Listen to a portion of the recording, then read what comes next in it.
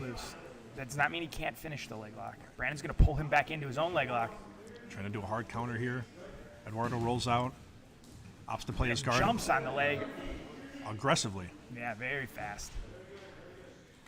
Eduardo did a good job reacting to that quick entry. Fun scrambles to start this match. And like I said, that coming into it, I thought this one could be the match of the first round.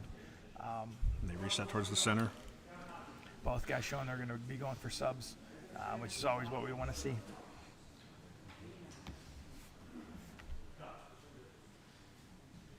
Yeah, both guys having shallow submission attempts already.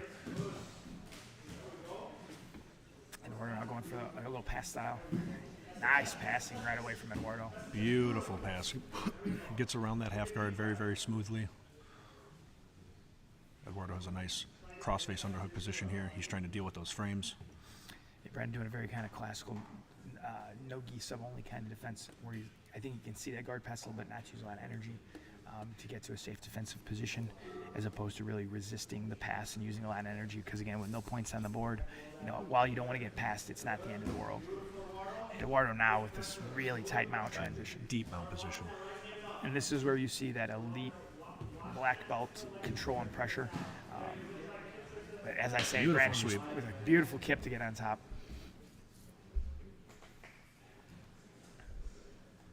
Smartly, I don't think Brandon wants to stay here very long. He wants to get to a safe spot where Eduardo can't really attack from a closed guard. For those that don't know, we do have a no slam rule in Midwest finishers, so you cannot slam out even submissions. But if you're caught in a submission, you do lift your opponent above the waistline. That is considered a reset or an escape, just for the safety of both competitors, including in overtime.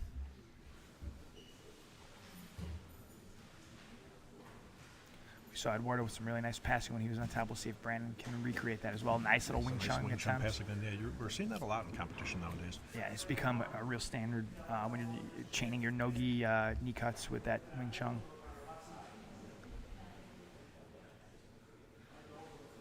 Eduardo has his guard closed here. We'll see if he opts to goes Reverse for a nice straight armbar. arm lock.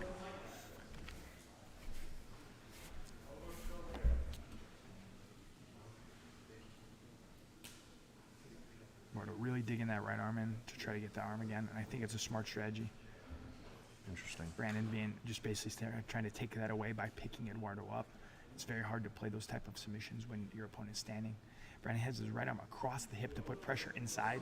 This makes it hard for Eduardo to kind of jump down into a body lock single or some of the traditional attacks where your opponent stands up in your closed guard. Very smart by Brandon. He's going to pummel arms inside. Brandon doing a really good job with that guard break. I would not be surprised if Brandon sits back for a leg, especially as tough as Eduardo's guard looks for. Using that ability to attack the legs is a smart one.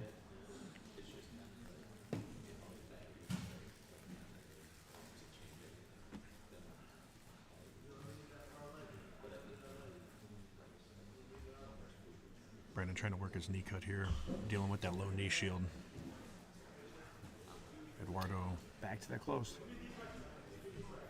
Recovers, and it seems to be the position that he's most comfortable with is his guard. But well, if you have a tough grappler on top like Brandon, who's very strong, very athletic, and has good legs, closes a position, you can negate some of those natural gifts in those positions. This is interesting. The third time that this has happened. Brandon's going for the body lock. I think it's a smart strategy to kind of make it harder for Eduardo to play his closed guard, and kind of almost dare him to open and try something so Brandon can get back and sit to up. a good position. But this will wear, this is tiring for both guys, but it's definitely putting a lot of pressure on Brandon's lower back.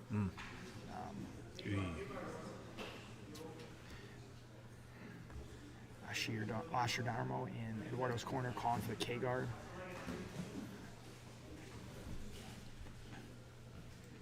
And both competitors very skilled here. So this is kind of, after those initial scrambles, this has been the name of the game in this match. Closed guard against Brandon's passing and elevations. Now Brandon going for this, both arms in from the closed guard. This can be dangerous as you can get your neck exposed, but Brandon does a good job creating the space and opening. We're halfway through. Both guys have had really nice moments in this match after those initial scrambles. Eduardo gets a leg isolation. He might be able to get that leg Brandon's going to do a good job rolling to try to attack on his own leg locks. Brandon doing a really good job at keeping his knee line in a really safe position. Brandon's, like I said, we've seen him on his finishers quite a bit. He's won quite a few matches here with leg locks, so he's very, very hip to that game. And it almost seems like he's wanting Eduardo to go for those legs so that he can counter his legs, sure. Which is a smart thing to do against a good guard player like this. Make him commit, and if you're confident in your leg defense, you can get into your own attacks. Very Old nice school tripod sweep. Classic. You know, and with his defense too, with the leg locks, you can tell that he's. We got a nice darts attempt here. Eduardo with the head exposure. That's a very nice entry for Eduardo. He may use this for the back as well. Brandon doing a good job at going belly down. He gets to his knees, so he has a good, strong base here. He's got his arm and his elbow in a good position, so that choke isn't as effective, but he's still going to have to deal with that half Nelson, or that power half. The hands are coming together. Eduardo's right hand is touching his bicep. Brandon's fighting the opposite hand to try to not let those hands connect. This is a very tiring position for Brandon, though. It's really weighing on his back and his head. He's carrying a lot of weight. Brandon able to scramble, but now in a kind of folded guard position. Edward opposite transition. Gives a nice guard pass. Stabilizes the position. Good chest to chest. Last time we saw this, Eduardo did a nice, really classical knee across the stomach to get to a nice tight mount. Later in the fight now, this might be a more useful position to really put pressure on Brandon, use a little knee on belly. He gets the mount again. He's looking for an arm triangle. Brandon gets that right arm inside to try to separate.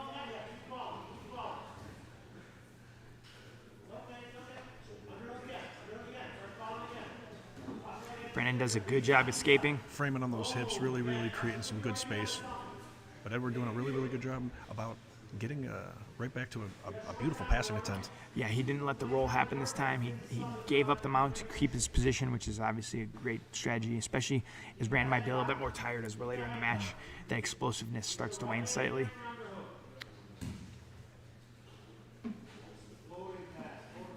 Eduardo keeping his right hip super light, looking to kind of jump to positions that he's looking to see that's open, and it looks to be the mount was the most open position there. Coach Ashurdarmo asked him just to grab his throat. It's a good way to get your opponent to open up. Now Brandon's going to use that space to try to look for the leg. And he finds the leg. Eduardo needs to pull that knee line through. He's able to. We're just under 2 minutes. Brandon was able to get a much deeper bite on the knee line there, but yeah, again, Eduardo with a beautiful leg lock defense. Both competitors incredibly skilled, countering each other very, very well.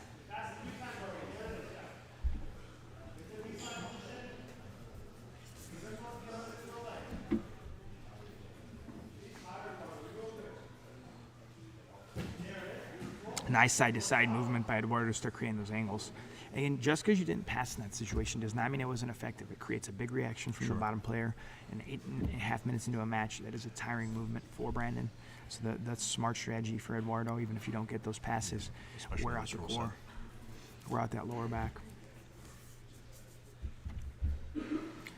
This becomes where a strategic mindset can become important. Brandon is very experienced in this rule set. He knows we're getting close to overtime.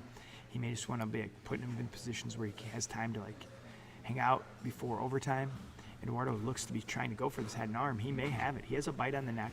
Brandon doing a good job walking away and trying to take pressure off, but his head is still caught inside. Beautiful defense by Brandon. Respect the leg left. Right back into the leg again. He's really, really deep He on actually the has the best bite on the foot I've seen this entire match.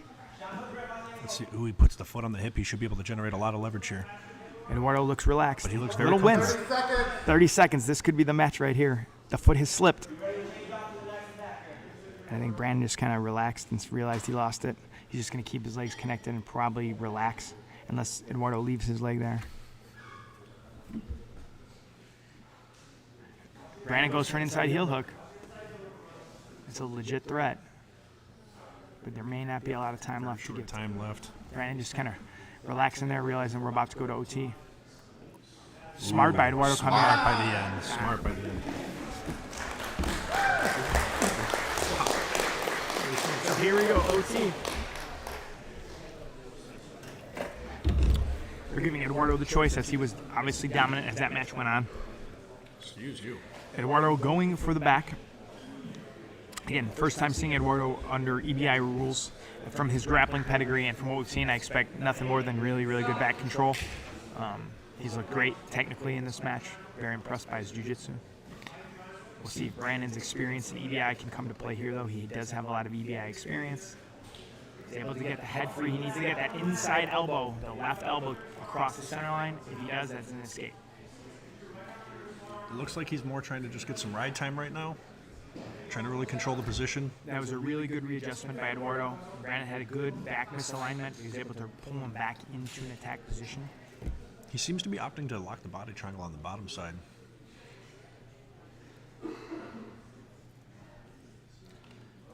The battle's really going on with the hand fight here, and Brandon gets the There he escape. So a good amount of ride time for Eduardo, not like a full ride, but probably 45 seconds. A good build. Now we'll see if Brandon does look pretty tired. We'll see if he has a lot of gas left for our overtimes. And it looks like he's going to go spiderweb. Again, I thought we were going to see more spiderweb today, and we're already starting to see quite a bit.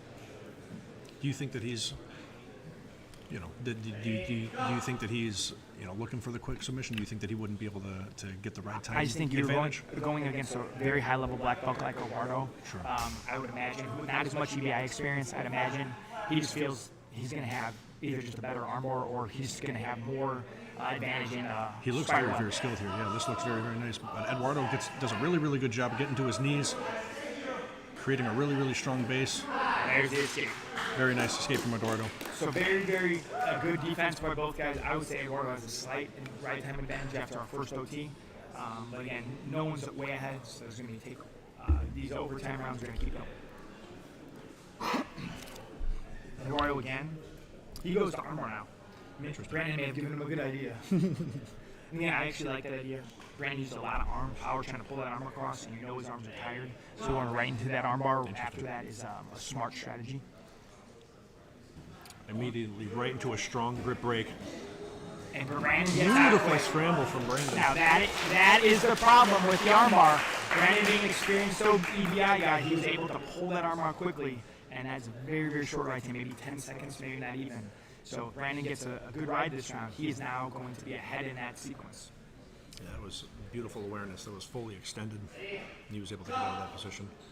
Opts for the armbar again. He may get the arm here. He gets the separation, but Eduardo's able to reconnect. And there's the escape.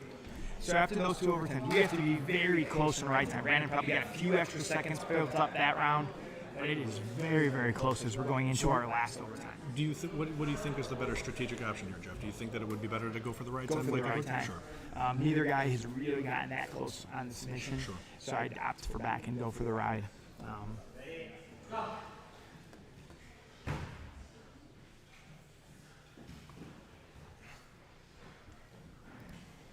The body triangle does get locked. It gets to the bottom side, which in the old days was kind of considered bad, but in a kind of modern rule set and with better grapplers, this can sometimes actually be harder to escape. It really wedges that hip. It's hard to get the rotation that you generally want. Eduardo now has a really good position to take time and build that right time against Brandon while Brandon's having a hand fight and get away. You see him reaching his hands down to try to unlock because he knows he's at a bad hip angle. If I'm Eduardo, I'm just kind of content to, kill an extra 10, 20 seconds here, force Brandon to move, and then he can find his escapes as the ride builds. Brandon being very active with trying to get rid of this body triangle, but Eduardo doing just a really, really good job at keeping him where he wants to be. Brandon needs to get that left knee under Eduardo's foot to start elevating so that he can start rotating through. With that foot under, it's a very hard position. Now, this is a better angle for Brandon. He needs to go to his belly and then circle his right leg back and circle it back over to get inside of the knee connection. Again, easier said than done against the world-class grappler like Eduardo, who knows what's going on. But you have to attack that foot to try to start separating the body triangle. If not, Eduardo can just keep the pressure on and you ride through this whole round. Which at this point, I think is could quite possibly be what's going to happen. At this point now, I would think Brandon's going to go for the arm one more time because he may not be able to even ride out Eduardo. Even if you were to get the full 2 minutes, right? So I think you're going to see basically an all or nothing go for a submission for Brandon coming out when he gets into his chance. And again, Eduardo, even if he gets a submission here, Brandon will have a chance to go. Again, since it's the top of the overtime round, the bottom player always gets that chance to come back.